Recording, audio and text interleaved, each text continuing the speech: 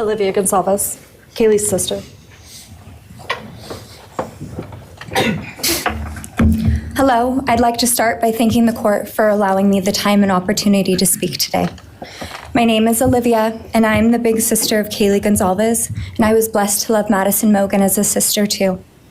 I'm not here today to speak in grief, I'm here to speak in truth. Because the truth is, my sister Kaylee and her best friend Maddie were not yours to take. They were not yours to study, to stalk, or to silence. They were two pieces of a whole, the perfect yin and yang. They are everything that you could never be. Loved, accepted, vibrant, accomplished, brave, and powerful. Because the truth about Kaylee and Maddie is they would have been kind to you. If you had approached them in their everyday lives, they would have given you directions, thanked you for the compliment, or awkwardly giggled to make your own words less uncomfortable for you. In a world that rejected you, they would have shown mercy. Because the truth is, I'm angry. Every day I'm angry. I'm left shouting at the inside of my own head everything I wish I could say to you. The truth about me is when I heard the news, I didn't cry. I listened for them. I promised them I would. That I would fight for them, that I would show up, no matter what it cost me. I swore I'd never let them feel alone.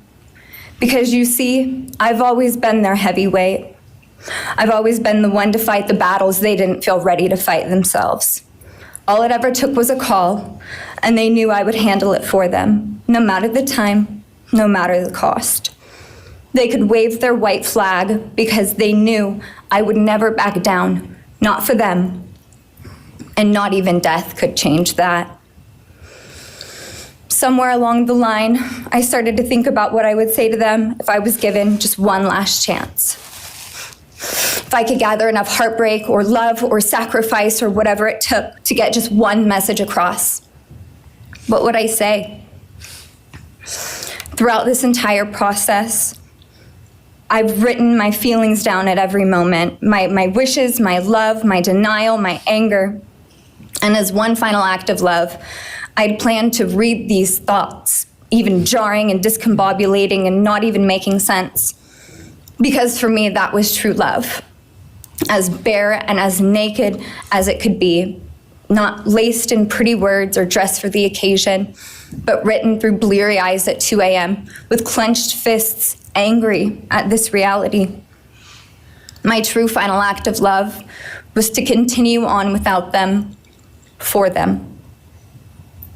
That dream to read aloud my love to them, to bring meaning through pain, was the latest blow in realizing you don't deserve it.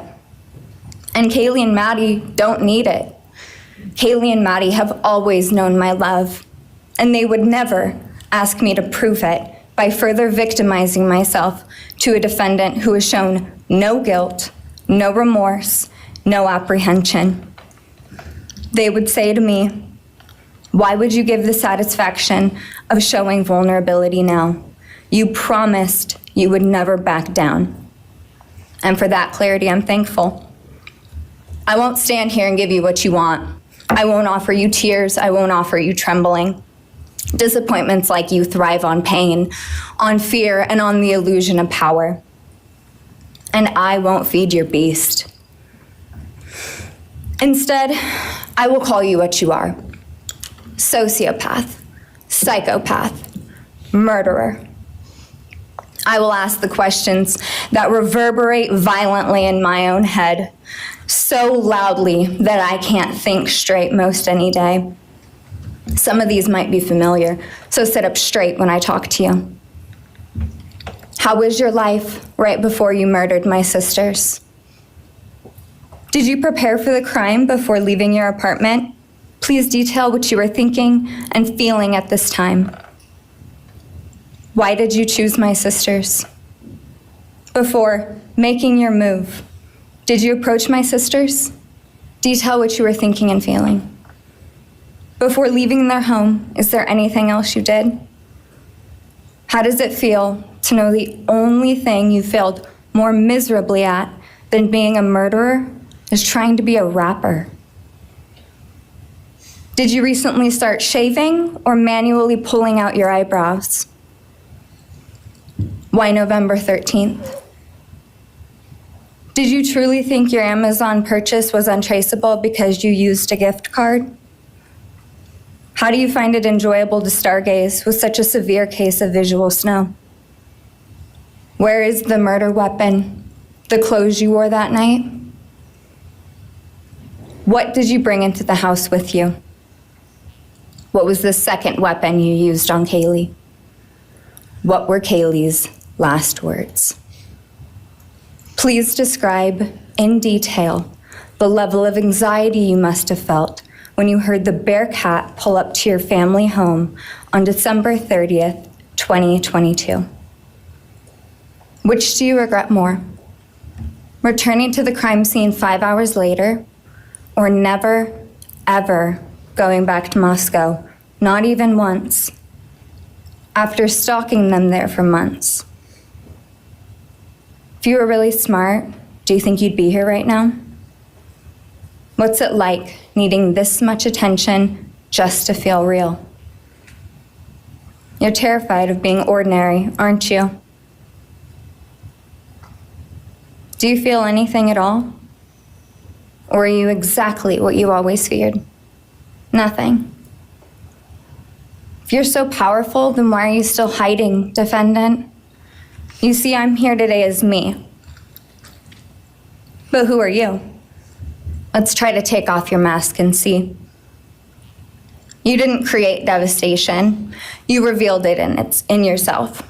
And that darkness you carry, that emptiness, you'll sit with it long after this is over. That is your sentence. And it was written on the wall long before you ever pled guilty. You didn't win. You just exposed yourself as the coward you are. You're a delusional, pathetic, hypochondriac loser who thought you were so much smarter than everybody else. Constantly scolding, turning your nose up to grammar mistakes, nitpicking and criticizing others.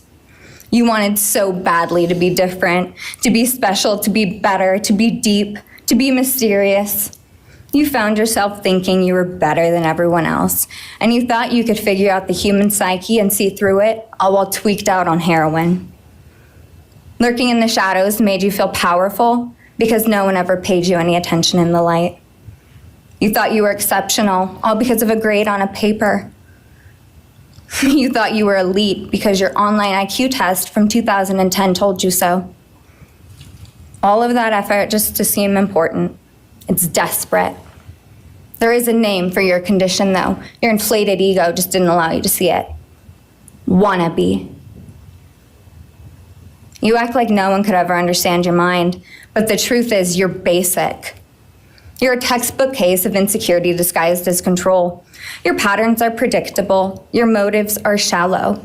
You are not profound. You're pathetic. You aren't special or deep, not mysterious or exceptional. Don't ever get it twisted again. No one is scared of you today. No one is intimidated by you. No one is impressed by you. No one thinks that you are important.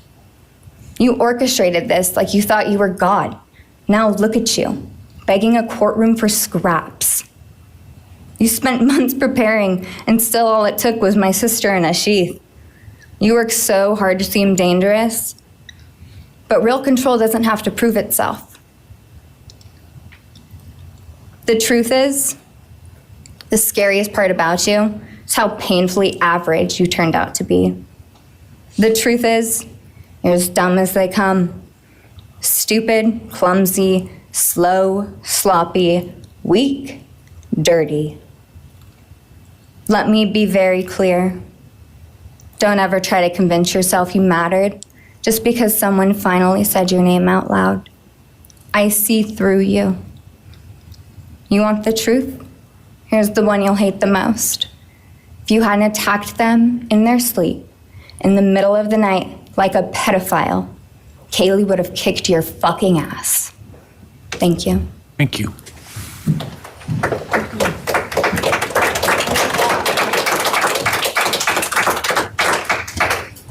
Next is Christy Goncalves, Kaylee Goncalves' mother.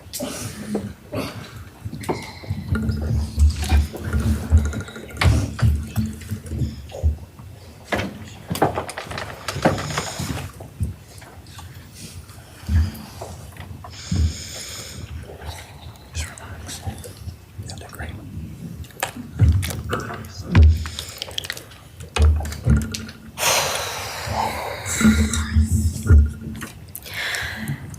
Thank you, Your Honor. I never imagined having to speak to someone so devoid of humanity. For a long time, I didn't think I'd find the words low enough to meet you where you are. But now I realize this isn't about you. It's about what you've done to me, and I need you to hear it. When you murdered my daughter, Kaylee J. Goncalves, you didn't just take her life, you shattered others. You attacked what you could never be, and in doing so, you left a trail of devastation far beyond that house. You stole my peace. You've altered my every waking moment, every sleepless night, the way I view the world, people, safety, trust. It's all been changed by your cruelty. I no longer recognize parts of myself. Joy is harder to find. Laughter feels foreign. The world moves forward, but I'm suspended in a place of sorrow and rage. You've taken from me something that can never be restored. The grief sits with me every day, some days quietly, and other days so loud it drowns out everything else. The emotional toll you've inflicted on me is immeasurable. I live with a constant ache, with birthdays that are now memorials, with holidays that feel hollow, with empty chairs that scream louder than words ever could. I am forever changed. But for you, as a person working on a PhD in criminal justice, you really didn't think this one through. You're not that good. In fact, you're not that good at anything. You couldn't secure a job. You couldn't get along with others. You couldn't even get a female to look in your direction. All because you are pathetic. Now you're a joke in this courtroom. I wish I could crown you with a jester hat to complete your orange jumpsuit clown look. A dead killer doesn't kill again. So while I'm disappointed the firing squad won't get to take their shots at you, I'm confident that the men in prison will have their way with you in more ways than one. You will finally get what you wanted, physical touch. Just probably not how you were expecting it. See, you haven't beat the system. You've simply entered a new one, where the rules are cruel and the consequences will never end.